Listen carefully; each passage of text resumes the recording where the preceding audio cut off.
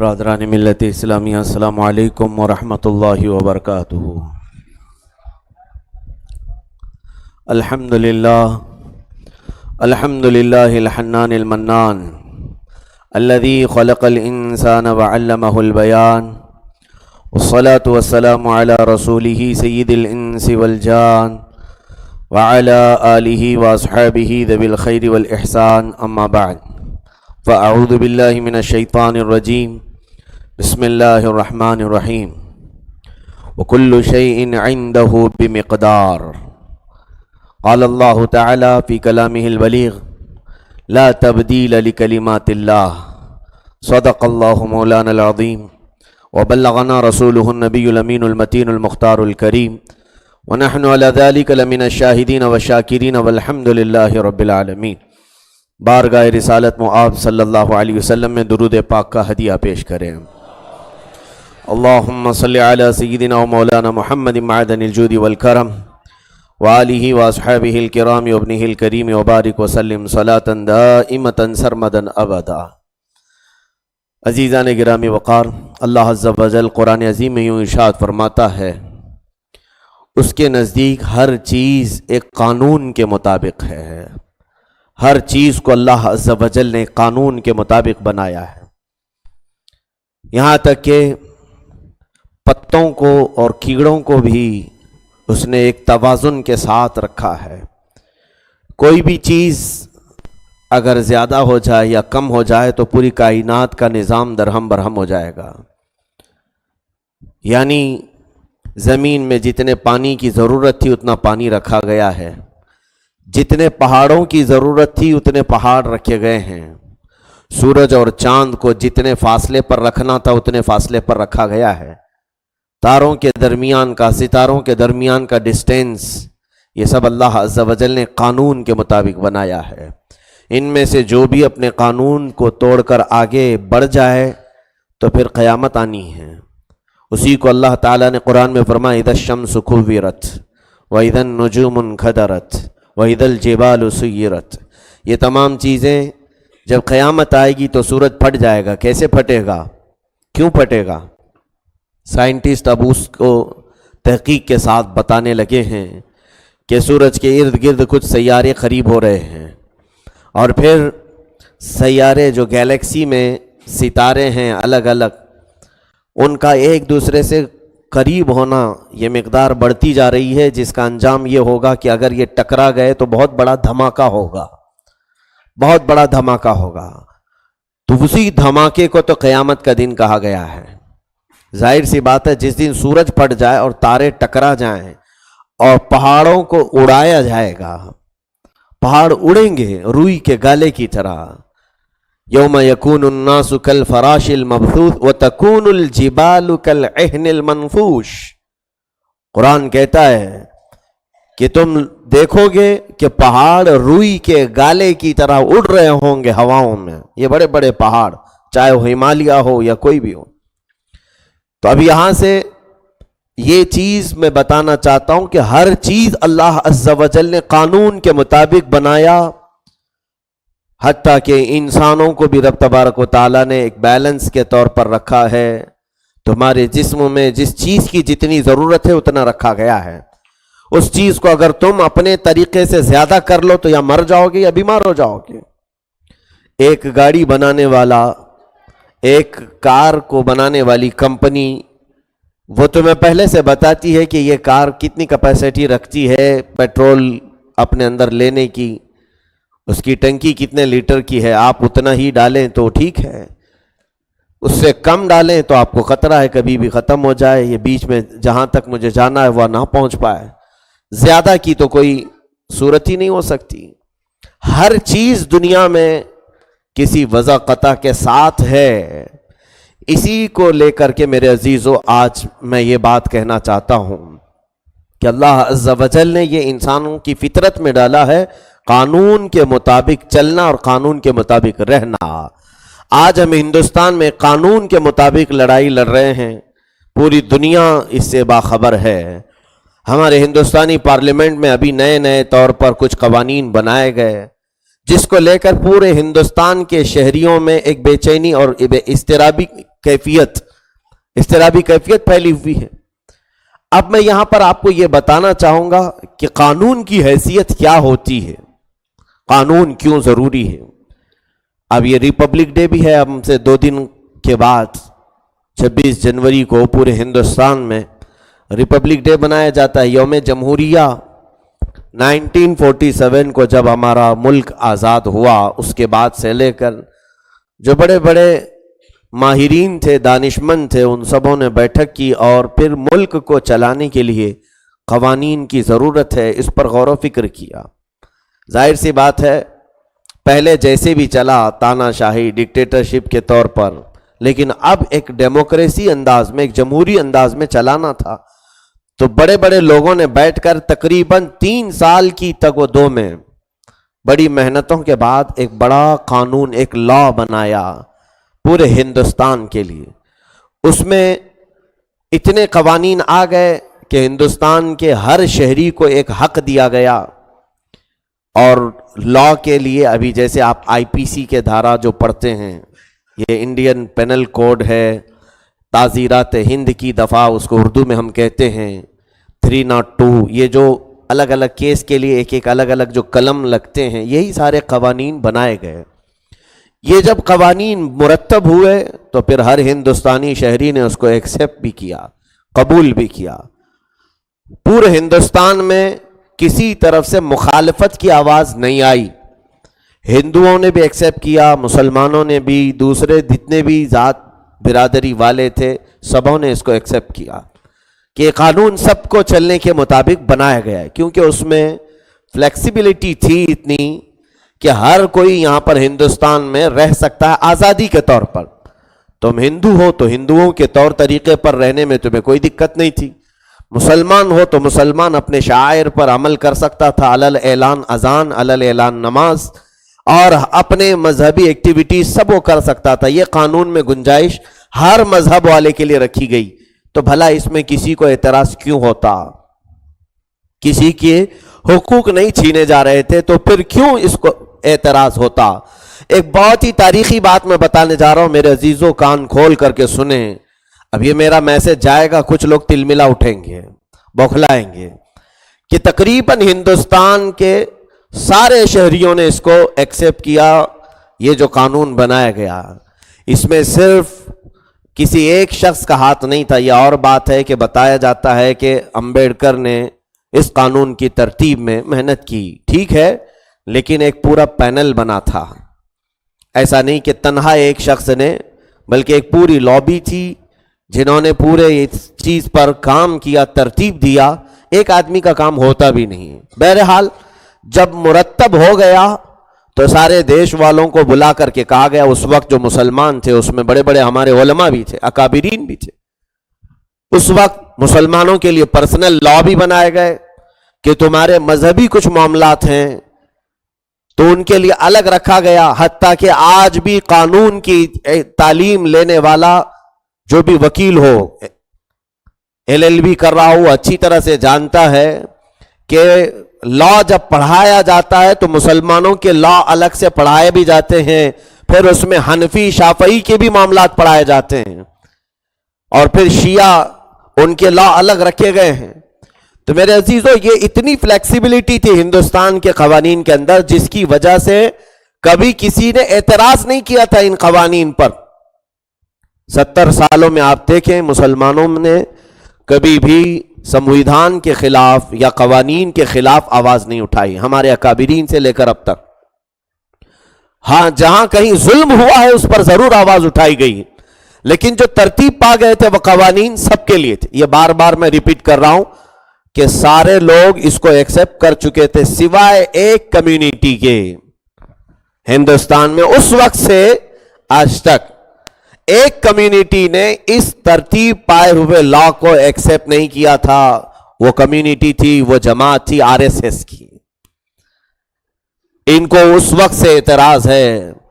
इन्होंने कहा कि ये कवानीन हमारे हिसाब से नहीं है, इनको जो कवानीन चाहिए थे वो अलग, एक ही कम्युनिटी को। वो कास्टिज्म के खेल खेलना चाहते थे कि वो ब्राह्मण हैं तो ब्राह्मण को आला जात शुमार किया जाए, اس کے علاوہ جو دوسرے ان کے ہاں 4 طبقاتی فرق ہیں، انہوں نے یہ طبقاتی فرق رکھا ہے، اور مجھے یہ لگتا ہے کہ ہندوؤں نے بھی، عام ہندوؤں نے نہیں بلکہ انہی RSS کے لوگوں نے یہ طبقاتی فرق ان کے درمیان بانٹا ہے، ویش، چھتریہ اور درشت، یہ چیزیں انہوں نے رکھی ہیں، اور کہا ہے کہ برہما سے برہمن اس کے سر سے بنے ہوئے ہیں، ویش اس کے سینے سے بنے ہوئے ہیں، چھتریہ اس کے بازوؤں سے بنے ہوئے ہیں، اور پھر درشت جو ہیں شودر یہ اس کے پیروں سے بنے ہوئے ہیں۔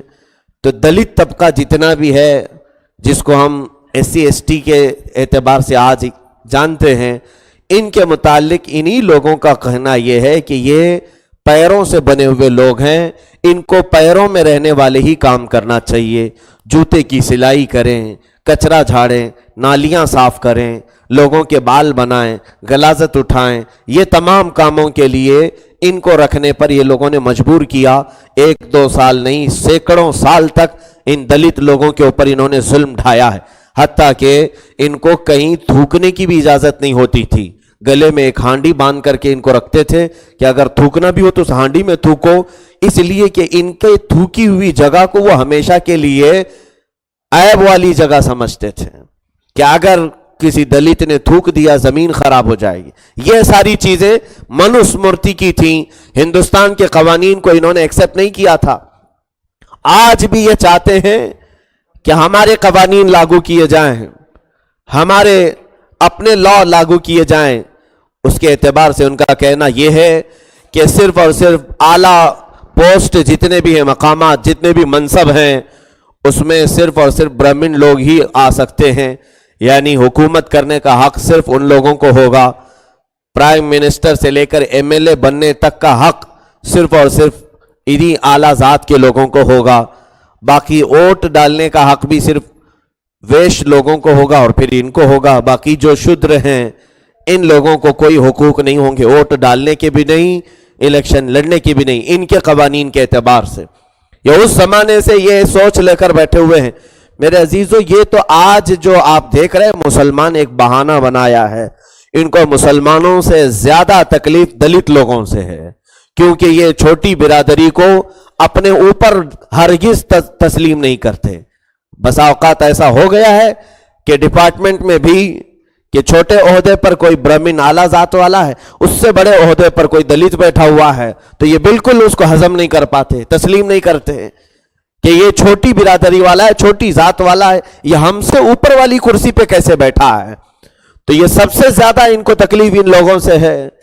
میں آج یہ میسج دینا چاہتا ہوں کہ دلت برادری تقریباً یہاں پر ہندوستان میں بہت بڑی تعداد میں ہے، بڑی تعداد میں ہے، اور حقیقت میں دیکھا جائے تو سب سے پرانے شہری ہندوستان کے یہ لوگ ہیں۔ ہندوستان کے شروع سے آباد لوگوں میں یہی لوگ ہیں۔ باقی برہمن جو آریہ سماج ہے یہ تو باہر سے آئے ہوئے لوگ تھے، ہندوستان میں نہیں تھے۔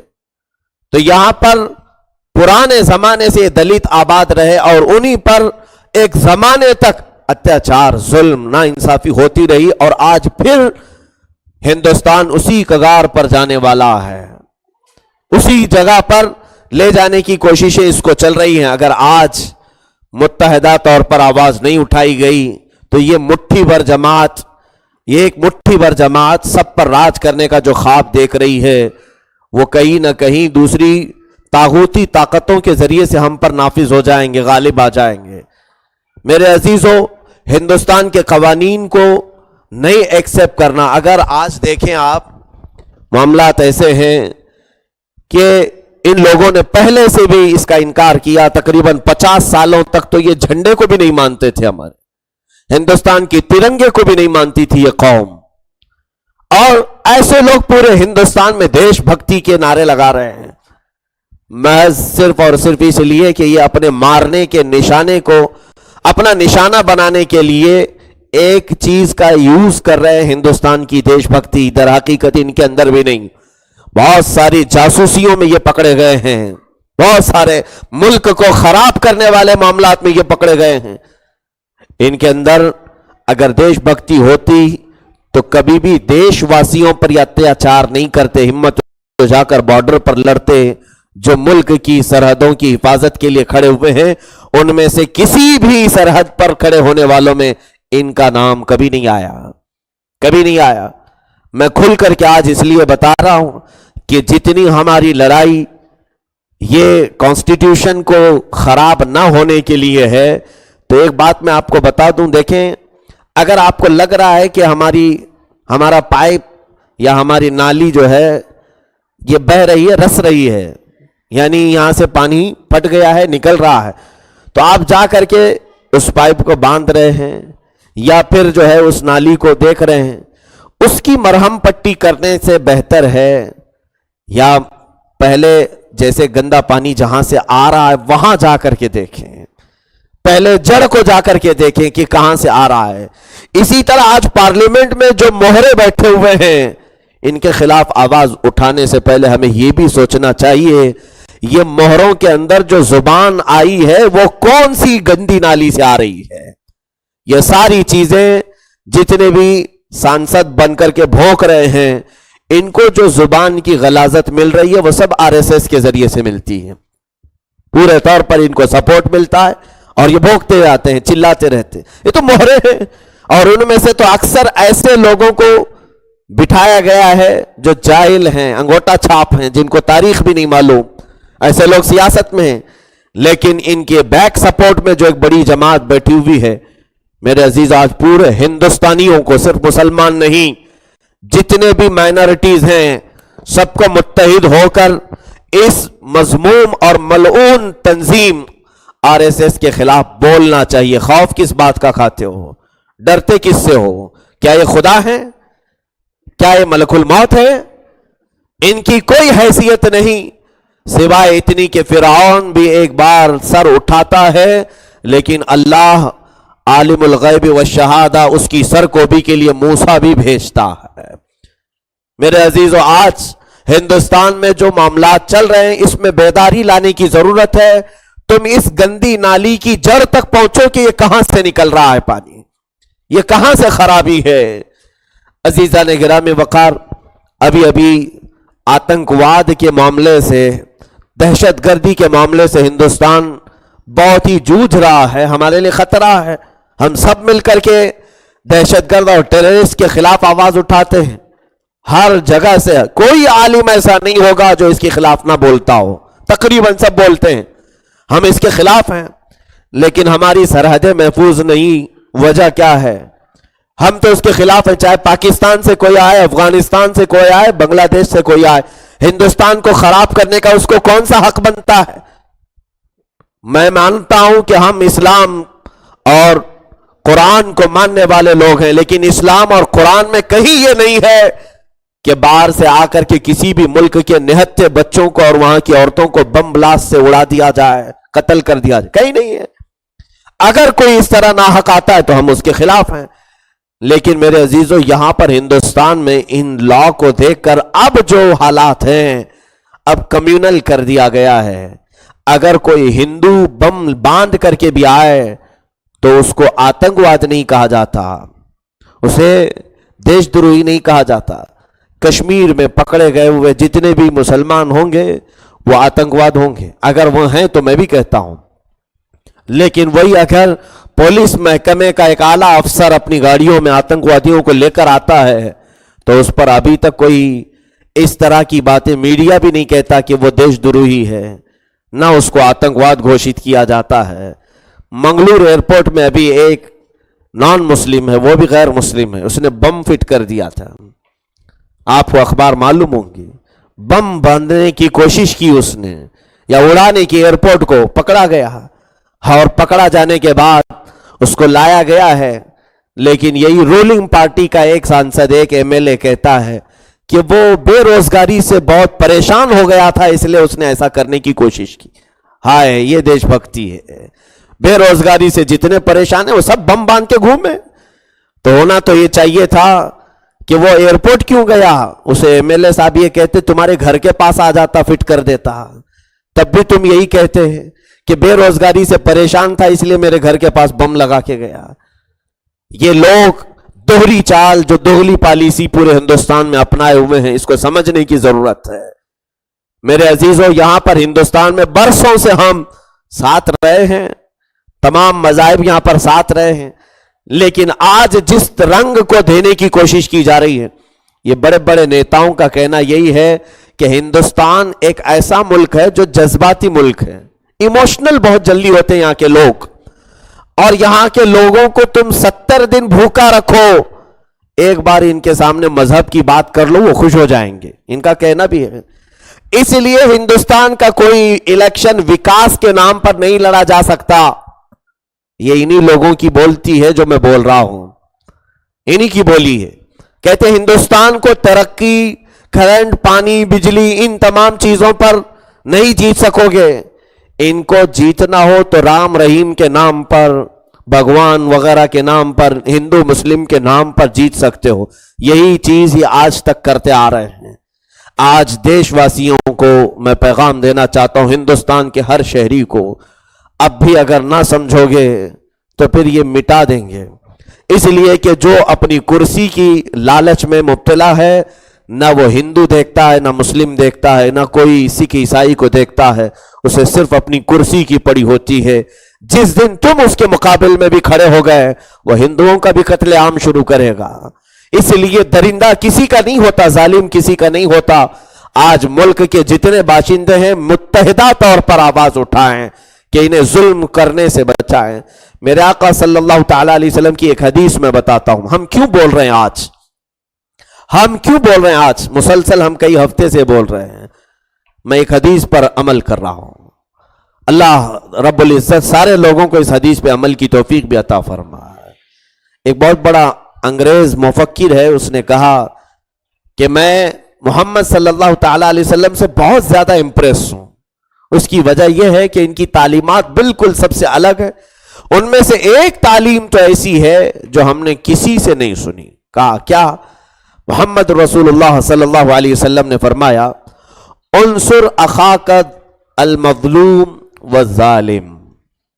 یہ دیکھیں کیسی ہے حدیث ہے کہ تم اپنے مظلوم بھائی کی مدد کرو۔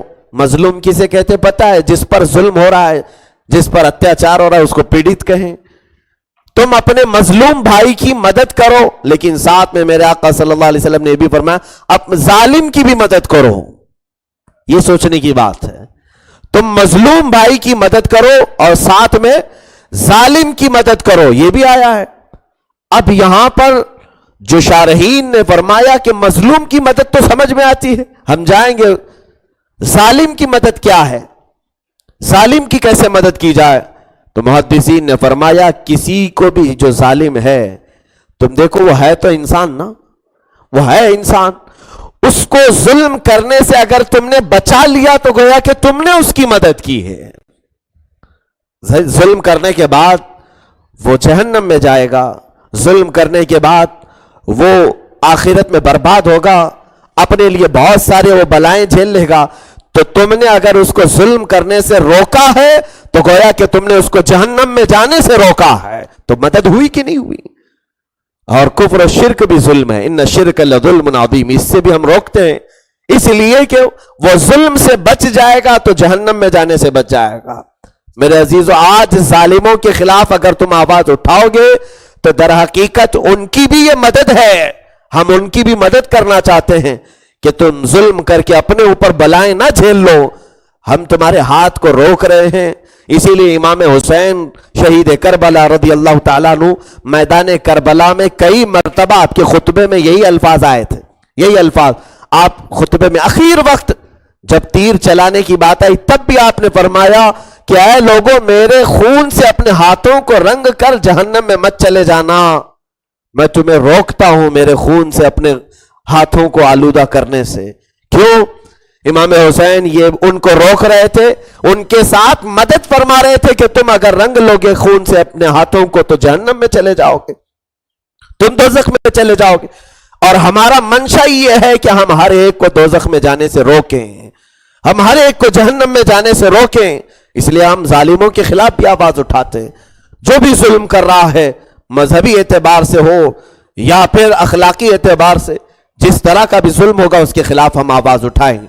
اب میں میرے عزیزوں تھوڑی سی باتیں یہاں پر قانون کے سلسلے میں عرض کرنا چاہ رہا تھا.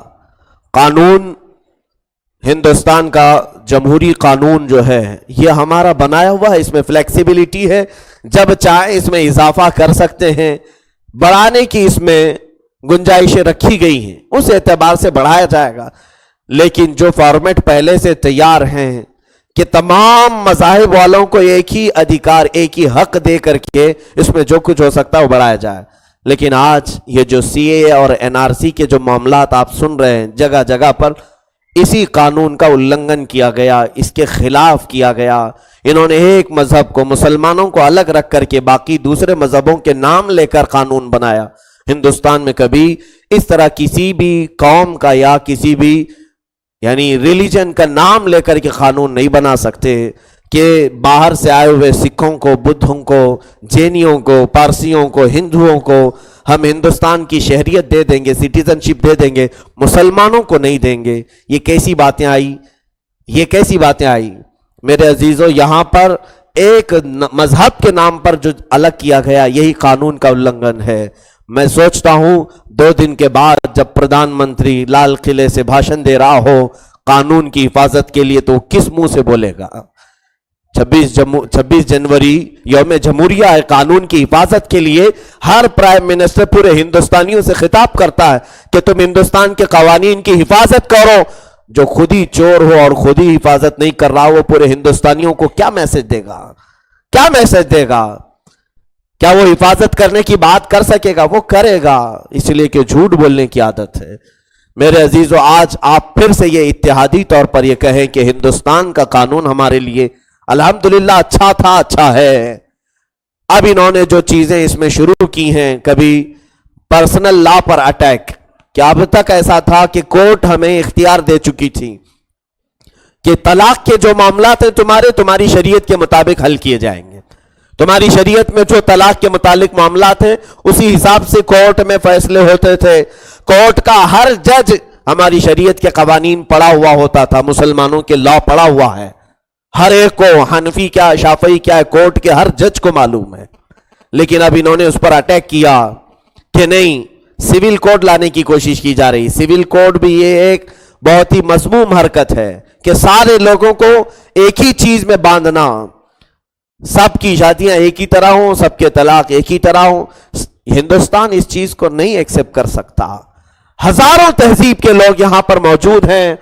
میرے عزیزو، یہ جس طرف جا رہی ہے، آج ہمیں اویئرنس، بیداری کی ضرورت ہے کہ ہندوستان کا ہر شہری بیدار ہو جائے کہ تمہارے ساتھ آگے کیا ہونے جا رہا ہے، کیا معاملات ہو رہے ہیں. اور تم بیدار نہیں ہوتے، اسی وجہ سے ظالموں کو تخت تک پہنچا دیتے ہو اور ریپسٹ لوگوں کو کرسیوں تک پہنچا دیتے ہو. سب سے بڑا ظلم تو ہماری طرف سے بھی ہے، ہماری طرف سے بھی ہے. موسیٰ علیہ الصلوۃ والتسلیم نے اللہ رب العزت کی بارگاہ میں ایک ظالم کے متعلق پوچھا، ہے رب ذوالجلال، اس نے فلاں کی زمین ہتھیا لی ہے، فلاں کی زمین ہتھیا لیا، قبضہ کر لیا، یہ ظالم ہے، یہ مظلوم ہے. رب تعالیٰ کی طرف سے جواب آیا، موسیٰ جو مظلوم ہے وہ بھی ظالم ہے، جس کی زمین قبضہ کر لی گئی ہے وہ بھی ظالم ہے. ظالم جو ہتھیا لیا وہ تو ہے ہی. کہا کیوں؟ کہا اس نے اللہ کے حقوق تلف کیے، اس لیے اللہ نے اس پر ظالم کو مسلط کیا. وہ پہلا ظالم ہے جو اس نے اپنے آپ پر ظلم کیا اور قوانین الہی کے ساتھ ظلم کیا، فطرت کے خلاف اس نے ظلم کیا، جس کی وجہ سے اللہ نے اس پر ظالم مسلط کیا ہے. آج ہمارے سروں پر اگر کوئی ظالم مسلط ہوا ہے تو کہیں ایسا تو نہیں کہ ظلم ہماری طرف سے بھی ہوا ہو. ہم نے اپنے اعمال میں جو ظلم کیا ہے، کون سا ظلم؟ کہ نمازوں سے تم غائب ہو، اللہ کے حقوق پورے ادا نہیں کر رہے ہیں، یہ ظلم نہیں ہے؟ اس کی زمین پر اس کا کھانا، اس کا پینا، اس کی تمام چیزیں استعمال کرنا، لیکن اس کی نہ عبادتوں میں پورے ہیں نہ اس کے حقوق پورے ادا کر رہے ہیں، تو یہ ظلم اللہ کے ساتھ ہوا کہ نہیں ہوا؟ تو ظلم تو یہاں سے شروع ہوا. اس لیے رب تبارک و تعالی ہم پر بھی ظالموں کو مسلط کرتا ہے. تو اس ظلم کی ابتدا جہاں سے ہوئی، اس کو بھی ختم کرنے کی ضرورت ہے. اسی لیے میں بار بار کہہ رہا ہوں، اویئرنس لاؤ، آپ اپنے اندر بیداری لاؤ. لوگ آج میسیجز فارورڈ کر رہے ہیں جگہ جگہ کہ آپ وظیفے پڑھو، عبادتیں کرو. میں ان کا خیر مقدم کرتا ہوں، کاش ایسا ہو جاتا کہ ہر مسجد فجر میں بھری ہوئی ہوتی اور ہر عشاء کے بعد اجتماعی ذکر میں لوگ آہیں بلند کرتے، تو پھر دیکھ لیتے تم کہ رنگ کس کا غالب آ جاتا، تم دیکھ لیتے کہ تمہارے ذکر میں کتنی برکت ہے اور اللہ کے نام میں کتنی تاثیر ہے۔ ارے معاملہ ایسا بھی ہے کہ حضرت ابو عبیدہ بن جراح رضی اللہ تعالیٰ عنہ اور کچھ صحابہ اکرام کی قیادت میں ایک فوج ملک شام گئی ہوئی ہے۔ ملک شام میں ایک قلعے کا انہوں نے محاصرہ کیا تھا، اور وہ قلعہ جو دشمنوں کا تھا، جنہوں نے ان کے ساتھ ظلم کیا تھا صحابہ کے ساتھ، ان کے خلاف یہ لڑنے کے لیے کھڑے ہوئے تھے۔ وہ قلعے کے اندر محفوظ بیٹھے ہوئے تھے، اندر سے وہ گولہ باری کرتے تھے، تیر چلاتے تھے باہر جو صحابہ کھڑے ہوئے تھے۔ 40 دن کا عرصہ گزر گیا، 40 دن تک یہ ان کے حملوں کو برداشت کرتے رہے۔ اندر وہ محفوظ ہیں، دیواروں کے پیچھے چھپ کر کے وہ تیر برساتے، اور یہ نہتے صحابہ باہر کھڑے ہوئے ہیں، کیا کرتے؟ 40 دن کے بعد سپہ سالار جو صحابہ کے تھے، دیکھیں میں آپ کو بتا رہا ہوں قوت ایمانی کیا ہے، ایمانی طاقت ہوتی کیا ہے۔ انہوں نے سب کچھ جمع کیا، کہا بہت ہو گیا ہے، ان کے تیر ہم نے بہت کھائے، مقابلہ کرنے کے لیے باہر نکلتے نہیں۔ تو انہوں نے ایک اونچے ٹیلے پر کھڑے ہو کر کے کہا، میں نعرہ لگاتا ہوں اللہ کے نام کا، تم بلند آواز سے اللہ اکبر کہو۔ انہوں نے صرف تکبیر بلند کیا، جو سپہ سالار صحابہ تھے، صحابی تھے، انہوں نے کہا تکبیر، تو صحابہ نے اتنی زور سے اللہ اکبر کہا کہ تیسری مرتبہ اللہ اکبر کہنے سے پہلے قلعے کی دیواریں ٹوٹ گئی تھی۔ قلعے کی دیواریں ہر طرف سے ٹکرا گئی اور دھرار پڑ گئی اور ٹوٹ گئی۔ تھوڑی دیر کے بعد ان صحابہ کی جماعت نے جیسے اسے دھکا دیا، دیواریں پوری کی پوری زمین بوس ہو گئی، دشمنوں پر یہ غالب آ ہے۔ صرف نعرہ تکبیر سے بلند آواز انہیں فتح عطا کر سکتی ہے۔ تو تمہارا اجتماعی طور پر جمع ہو جانا اور ذکر کرنا ان کی چولیں بھی آج ہلا دے گا، ان کے کرسیوں کے اقتدار پر بیٹھے ہوئے تختوں کو بھی ہلا دے گا۔ لیکن آج بات یہ ہے کہ مسجدیں خالی ہیں اور سینما گھر بھرے ہوئے ہیں، آج بھی قطار وہاں لگتی ہے، یہاں تو پوری خالی کی خالی صفیں ہیں۔ اگر گناہ خرید کر کے لینا پڑے تو تم لائن لگا کر خرید رہے ہو، لائن لگا کر خرید کر کے وہاں جاتے ہو، اور یہاں مفت میں تمہیں جنت کی خیرات دی جائے، یہاں پر لوگ مفت میں لینے کو تیار نہیں۔ کیا یہ ظلم نہیں ہے؟ کیا یہ ظلم نہیں ہے؟ ظلم تو ہماری طرف سے ہم نے شروع کیا ہے۔ دوسری جگہ پر تم جاتے ہو، بہت سارے معاملات ایسے ہیں کہ جہاں رات بھر جاگتے ہو، رات بھر عیاشی کر کے آ جاتے ہیں، 5 منٹ سے 10 منٹ تمہارے لیے 4 رکعت اللہ کی بارگاہ میں پڑھنا دشوار کیسے ہو جاتا ہے؟ کیا یہ ظلم نہیں ہے؟ کیا یہ ظلم نہیں ہے؟ بتاؤ، آج تک مسجد میں آنے کی فیس کون لیا ہے تم سے؟ کس نے تم سے فیس مانگی؟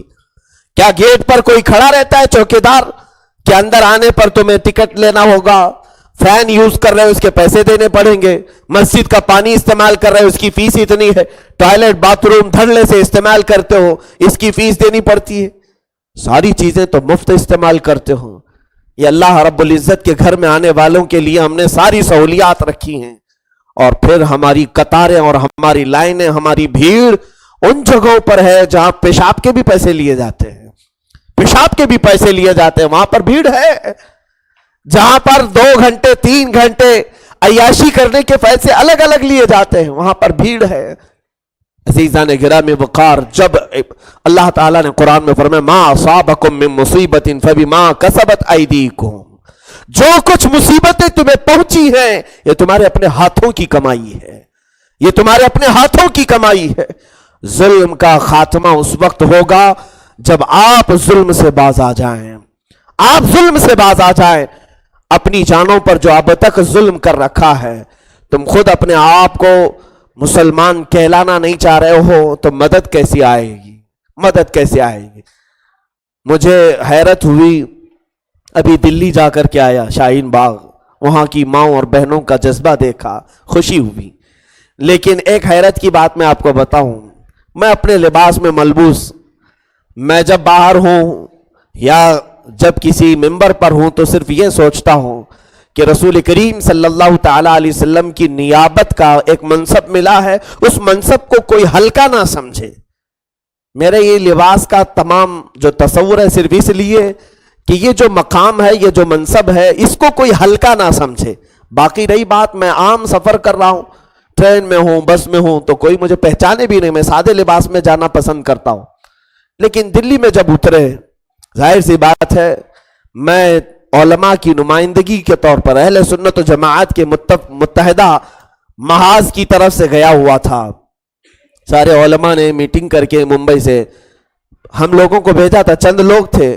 وہاں پہنچنے کے بعد میں جو بات کہنا چاہ رہا ہوں وہ یہ ہے کہ جس طرح میرا لباس ہے ایک عالمانہ لباس، میں اپنے عمامہ اور اپنے جبے اور اپنی چادر میں نکلا تو دوسرے تو چھوڑے ہیں، ہندوؤں نے تو ایک بہت استقبال کیا، لیکن جو علماء برادری تھی، کچھ علماء بھی تھے اور کچھ ہمارے مسلمان، انہوں نے کہا کہ مولانا صاحب یہ عمامہ اتار دیجئے، آپ یہ پگڑی اتار دیجئے۔ آپ کہا کیوں؟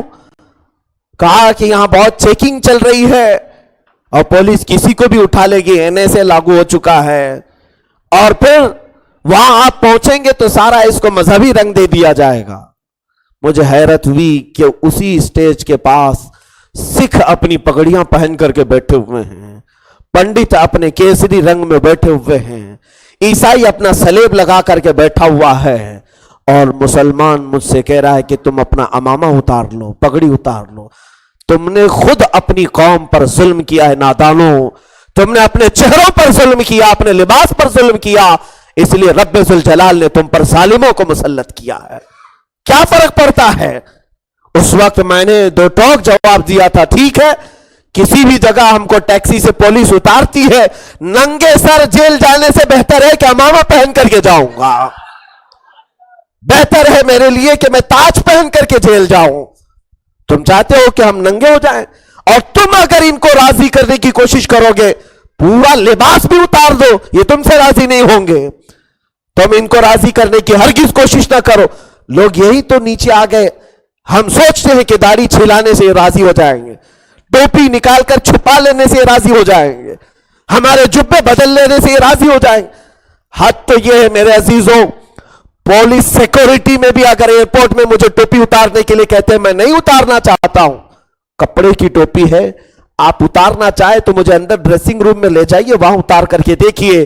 پبلک کے سامنے میں نہیں اتاروں گا، اس لیے کہ یہ میں آج پورا اسلام اپنے ساتھ لے کر کے چل رہا ہوں، میں ایز اے ایمبیسیڈر ہوں، ترجمان کی حیثیت سے ہوں۔ جہاں تم اترتے گئے یہ سب اتارنا شروع کر دیا۔ جہاں تم اپنے حقوق پر ڈٹے رہو کوئی تمہارا مقابلہ کرنے کی ہمت نہیں کر سکے گا۔ آج سب سے بڑی تکلیف مجھے اپنے لوگوں سے شکایت اسی بات کی ہے، شکایت اسی بات سے۔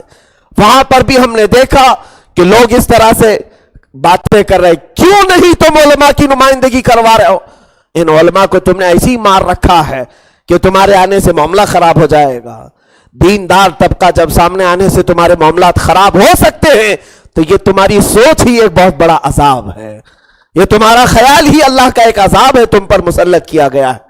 عزیزان گرامی وقار، قانون کے متعلق میں بات یہ کہہ رہا تھا، اللہ عز و جل نے جو قوانین بنائے ہیں انسان کے لیے، اور میرے مصطفیٰ کریم صلی اللہ علیہ وسلم نے پوری شریعت کا لا ہمیں بتایا ہے، اور اسی کے حساب سے ہم اپنی زندگیاں گزار رہے ہیں۔ ہندوستانی قانون کے مطابق بھی ہمیں یہ اختیار دیا گیا ہے کہ تم اپنی پرسنل لائف میں اپنے پورے نظام مصطفیٰ کے ساتھ جی سکتے ہو، تمہیں ہندوستانی قانون چھیڑ چھاڑ نہیں کرے گا، ہندوستانی قانون تمہیں چھیڑ چھاڑ نہیں کرے گا۔ 70 سالوں میں سوائے طلاق کے باقی ہر معاملے میں ہندوستان نے تمہیں اختیار دیا ہے، تم اپنے نبی کے جو کچھ بھی بتائے ہوئے فرامین ہو اس پر عمل کر سکتے ہو۔ روکا گیا ہے اذان سے، تمہیں روکا گیا ہے، کئی قانون میں ہے کہ تمہیں نمازوں سے روکا گیا ہے، قانون میں ہے ہندوستانی قوانین کے خلاف، تمہیں داڑھی رکھنے سے منع کیا گیا ہے، ہندوستان کے قانون میں کسی بھی حضور صلی اللہ تعالی علیہ وسلم کے بتائے ہوئے قانون کی مخالفت نہیں ہے، یعنی منع نہیں کیا گیا، سوائے ابھی یہ طلاق ثلاثہ وغیرہ کے معاملات جو ہوئے ہیں، باقی تقریباً ہمیں آزادی دی گئی، لیکن اس آزادی کا ہم نے استعمال نہیں کیا۔ ہم خود ہی دور بھاگنے لگے، اس لیے وہ ہمیں جکڑنا شروع کر دی۔ ظاہر سی بات ہے، مثال کے طور پر آپ کو میں بتاؤں، ہمارے پاس کھانے پینے کی چیزیں ہیں، ہم نے آپ سے کہا صبح 6 بجے سے لے کر شام کے 6 بجے تک جو کھانا چاہو کھا لو۔ میرے پاس 100 قسم کی ویرائٹی تھی، 100 ویرائٹیز کھانے کی، میں نے کہا ہر چیز کھا لو آپ جو چاہے۔ اب میں نے دیکھا کہ دن بھر آپ دیکھتے گھوم رہے ہو، اس میں سے آپ نے 100 چیزیں تو استعمال نہیں کی، 10 چیزیں استعمال کی۔ اگلی بار میں نے دوسرے دن یہ سوچا یہ بیچارہ صرف 10 چیزوں کو چاہتا ہے، 90 ختم کر دو 10 رکھو۔ میں نے 90 کھانے کم کر دیے، 10 رکھے، اور پھر میں بولتا رہا صبح کے 6 سے لے کر شام کے 6 بجے تک یہ 10 میں سے جتنا چاہے یوز کر لو۔ پھر آپ نے دیکھا 10 میں سے خالی دیکھتے رہے اور 2 ہی استعمال کیا۔ دوسرے دن میں نے پھر یہ اعلان کر دیا کہ اس کو بیچارے کو 10 کی ضرورت نہیں ہے، صرف 2 کی ضرورت ہے۔ میں نے اور کم کر دیا اور 2 ہی رکھا اور کہا 2 میں تم اپنا گزار بسر کر لو۔ یہی معاملات ہمارے ساتھ ہم پر بیٹھے ہوئے کر رہے ہیں کہ پہلے تو ہمارے لیے اختیار تھا کہ تم جس طرح چاہو جی لو اپنے اسلامی تشخص کے ساتھ، لیکن جب انہوں نے دیکھا اس کو داڑھی کی ضرورت نہیں ہے، اس کو پگڑی کی ضرورت نہیں ہے، اس کو اذان کی ضرورت نہیں ہے، تو گھیر کر کے کم کرنے کی کوشش کی گئی۔ کہا گیا کہ اب تمہارے لیے تمام چیزوں کی ضرورت نہیں، اتنے میں گزارا کر لو، پھر کل دیکھا جائے گا یہ چیزوں میں بھی تم آگے نہیں آ رہے ہو، یہ بھی بند کیے جائیں گے۔ اسی طرح میرے عزیزو، ہمارا اسی طرح سے کٹوتی کرتے ہوئے وہ دن نہ آ جائے جب پھر ہمیں نام رکھنا بھی مشکل ہو جائے، نام رکھنا بھی مشکل ہو جائے۔ آزاد ہندوستان ہے، اس آزادی کا پورا حق اٹھاؤ، استعمال کرو۔ اس کے جتنے بھی آزاد تمہیں دیے گئے ہیں، رہنے کی آزادی، کھانے کی آزادی، پینے کی آزادی، تمہارے مذہب کی آزادی، بولنے کی آزادی دی گئی ہے، یہ تمام آزادیوں کا استعمال کیوں نہیں کرتے ہو؟ تم خود اپنے اوپر پابندیاں، غلام بننے کی جس کو عادت پڑ گئی ہو اسے آزادی راس نہیں آتی۔ غلام بننے کی عادت نکالو اور آقا بن کر کے جیو، اس لیے کہ ہندوستان کے ہر شہری کو ہندوستان کے قانون نے غلام نہیں بلکہ اپنے اپنے گھر کا آقا ہی بنایا ہوا ہے۔ تم خود مالک ہو، تمہارے پراپرٹی میں حتیٰ کہ حکومت کا بھی عمل دخل نہیں ہوتا، آپ کو نہیں معلوم؟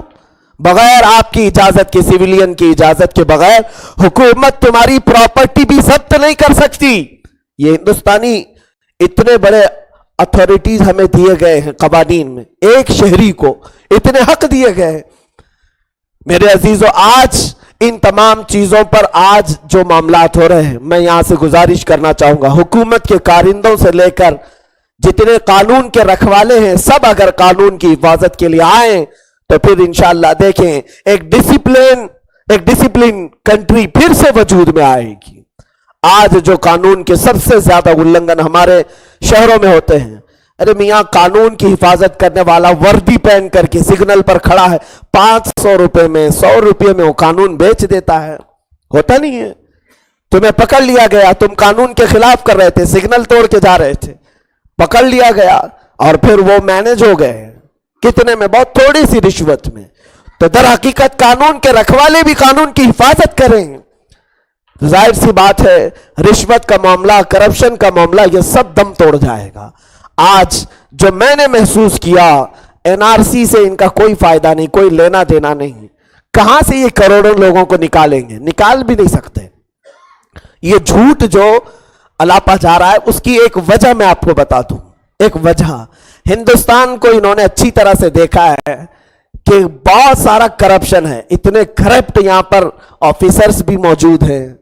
آدھار کارڈ کی مثال لے لیجیے آپ، آدھار کارڈ آپ کے پروف کم ہے، 50 روپے میں بننے والا آدھار کارڈ کبھی کبھار 300 روپے میں بنتا ہے، کبھی 500 روپے میں بنتا ہے، ہوتا ہے۔ پاسپورٹ کی فیس تقریباً 1000 سے 1500 روپے ہے، لیکن بننے تک آپ کو 5000 روپے خرچ آ جاتا ہے۔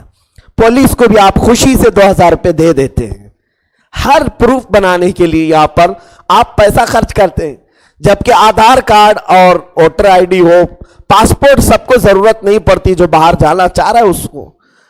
تو یہ جس کی زیادہ ضرورت نہیں، اس کے لیے بھی آپ 1000 2000 خرچہ کر رہے ہیں، 1000 2000 خرچہ کر رہے.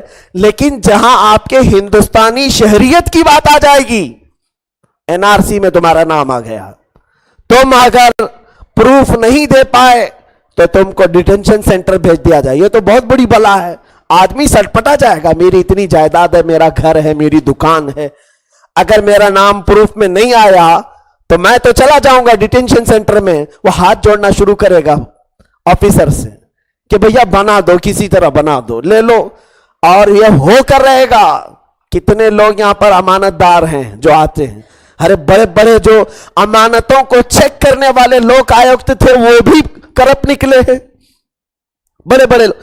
اب جب سٹیزن شپ کے معاملات آئیں گے اور تم سے اگر کہہ دیا جائے, آپ سے میں پوچھتا ہوں کہ تمہارے پاس پروف پورے نہیں ہوئے ہیں, تھوڑے سے نکلے ہیں, اور آفیسر نے صرف آپ سے کہا 10,000 روپے دے دو, میں تمہارے کاغذات بنا دوں گا, خوشی سے آپ لا کر کے دیں گے, اور پھر بھی وہ ویلیو کے حساب سے بولیں گے. تمہاری اگر 1 کروڑ کی پراپرٹی ہے تو تمہارے کاغذات بنانے کے لیے 10,000 تھوڑی نہ مانگے گا, وہ 1 لاکھ بھی مانگ سکتا ہے, 50,000, اور آپ خوشی سے دو گے بھی کہ بھائی یہاں اتنی بڑی ہماری جائیداد ہے, ہمارا گھر بار بینک بیلنس سب چلا جائے گا, بنا لو 50,000 روپے میں. یہاں جن کے گھر ٹوٹتے ہیں وہ کاغذ بنانے کے لیے لاکھوں خرچہ کرتے ہیں, جن کے روڈ پر دکانیں آ رہی ہیں وہ کئی لاکھوں روپے میں اپنے پرانے پیپر یا کسی طرح رشوت دے کر کے پیپر بنا لیتے. ہو رہا ہے کہ نہیں ہو رہا ہے؟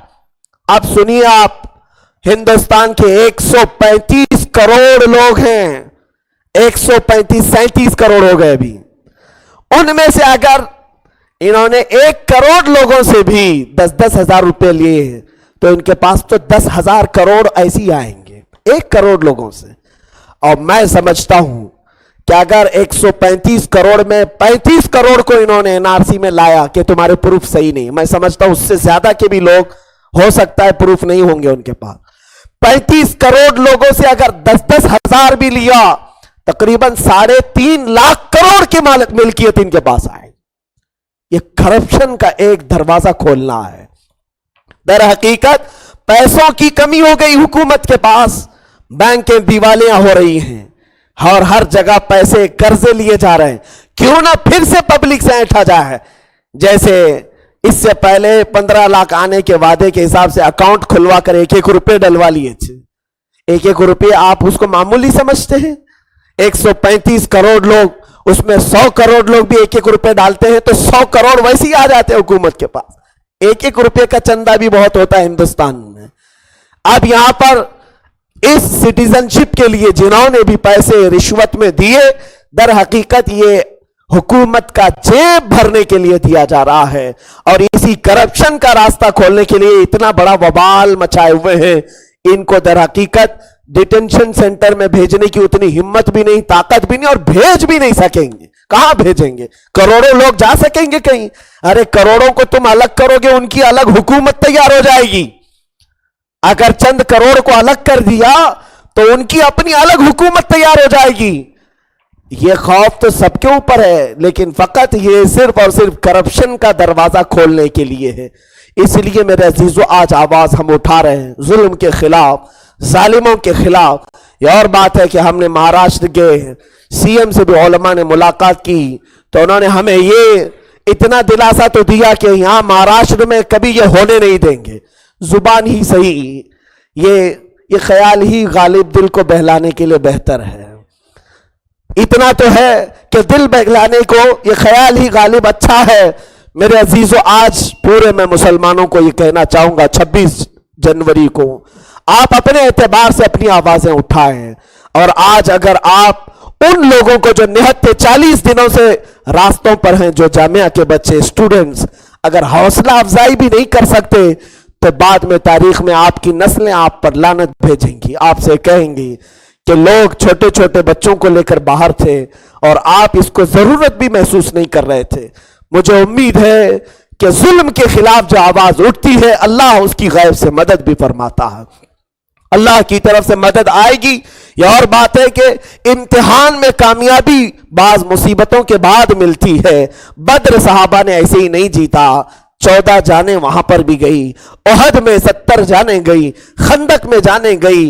इस्लाम की सरहदें बुलंद होने में कई सहाबा के खून वहां पर गिरे हैं। हिंदुस्तान को भी आजादी ऐसी नहीं मिली, यहां पर लाखों की तादाद में लोग अपनी जानें दे चुके। 30,000 उलमाए किराम शहीद हुए थे आजादी के मौके पर। ये इतनी बड़ी कुर्बानियों के बाद हिंदुस्तान का एक लहलहाता हुआ चमन तैयार है। आज अगर कुछ दरिंदे इस पर बैठे हुए हैं, कुछ उल्लू उजाड़ने की कोशिश कर रहे हैं, तो उनके पर उखाड़ने के लिए कुछ ना कुछ हमें कुर्बानी देनी पड़ेगी। उसकी वजह यह है हम देर से उठे हुए हैं, हम देर से उठे हैं, बहुत देर से सोए हुए थे। अब जितनी देर से हम उठते हैं उतनी कुर्बानियां भी देनी पड़ती है। आज ना सही कल हमारी औलाद हमारी कुर्बानियों का फल जरूर खाएगी। अल्लाह रब्बुल इज्जत की बारगाह में दुआ है मौला करीम कहने सुनने से ज्यादा अमल की तौफीक अता फरमाए। आज एक खास ऐलान ये भी समाप्त कर लें कि इंशाअल्लाह अज़ीज इतवार को 26 जनवरी ना